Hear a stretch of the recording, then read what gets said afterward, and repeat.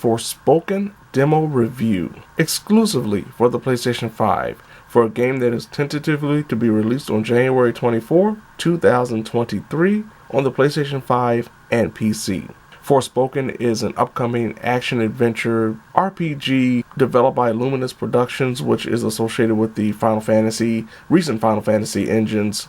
And it's almost immediate as you start playing this game that this feels a lot like Final Fantasy 15. You take control as Frey, a young New York girl who has been pulled into the land of Athia for unknown reasons, and apparently she's the chosen one. And even though in the demo we get a brief overview of why she is in the land of Athia, we don't know who really she is, why she's been proven as the chosen one, and most importantly, what is the big conflict in this land. Instead, we're given the opportunity to try out the gameplay and get used to some of the functionality when it comes to Forspoken before it is released. And of course, one of the main things is the combat. Frey is gifted the ability of being able to utilize magic and spell cast either defensive or offensive measures. Of course, these magic attacks all have a cooldown, so you cannot spam them. You can't, say, produce the gigantic circular firewall that does double damage while inside of it while temporarily healing you. Or you can't utilize something like a leech ability, so you'll be able to pull in some health from an enemy that is struck with this magic attack. But depending on if you're utilizing Frey's magic abilities, which is more wind-based elemental, or the Sela elemental magic, which produces the fire sword, you're able to not only discover what works best to your play style, but also what is advantageous when you're taking on particular enemies, because certain enemies are vulnerable to fire more so than they are to wind. And the game does a good job of telling the player what they are invulnerable to, what they are resistant to, and what they are vulnerable to.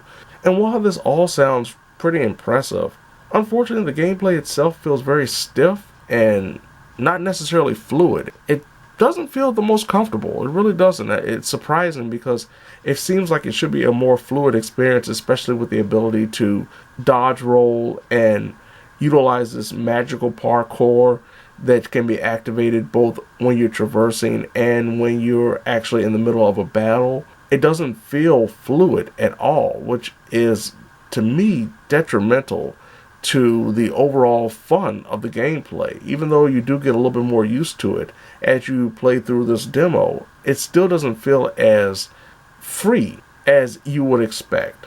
One of the biggest issues I also noticed when it came to the gameplay is being hit.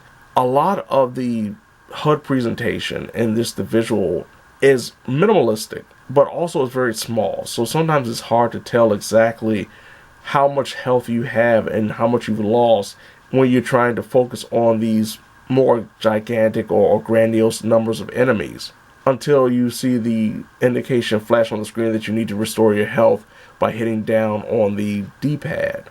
And this is complemented by the fact beyond the more AoE attacks that knock Frey into the air, a majority of the time when Frey gets hit, there's no real indication. There's no forceful rumble in the control. There's no gigantic sound. There's nothing besides the fact that you see a little bit of your health now missing. Also, from an exploration perspective, we are given the opportunity to play with a more upgraded version of Frey, which, to the detriment of the overall feeling of what this game could present, we have a lot more items in her inventory. We have these nails that allow for spells to be attached to Frey's spell slot. We also have the ability to actually purchase and upgrade some of her magic abilities.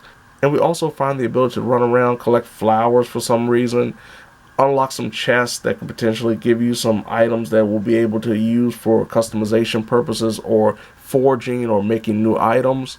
And even some of the different modes and sub-bosses that you could find, including this gigantic dragon-like crocodile and a horde mode style presentation where you have to protect villagers from mounting odds as they continuously come in waves. I didn't have any major issues in terms of crashes or graphical glitches or what have you. So I will say at this point, with a 30 gig size download, Forspoken actually plays very well in terms of stability.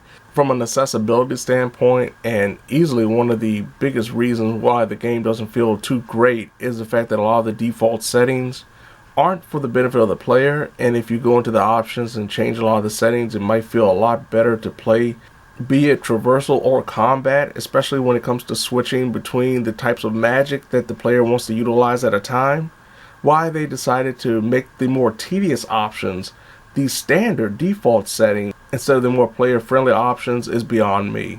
Overall, I will say that the demo is a strong showing in terms of whether or not you would want to play this game. Like, that's one of the things that a demo should do. It should encourage you to either want or not want to play this game when it's released in full. For me personally, I probably will try it out, but I don't have the highest of hopes when it comes to generally enjoying everything about the combat, everything about the story, everything about the characters. But I also understand that this demo was placed in the middle of a situation where you don't necessarily have the best grasp of everything, all of the mechanics, the story, the characters, because you're thrust into the middle of something that you really don't understand. It's just the opportunity to try out something and see if it works for you. So if you do have a PlayStation 5, I would definitely suggest, if you're interested in Forspoken come January, to play the demo, even though the demo is 30 gigs. So if you have slow internet speeds, it will take you quite a while to download it. And if you have a data cap, of course, you might have to weigh your options. But the fact of the matter is that I think it is a great demo to inform players whether or not this is the type of game for them.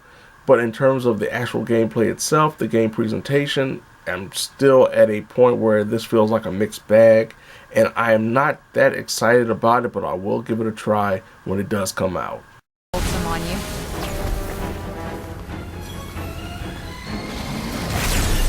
These things take time, Fred. Oh. Okay.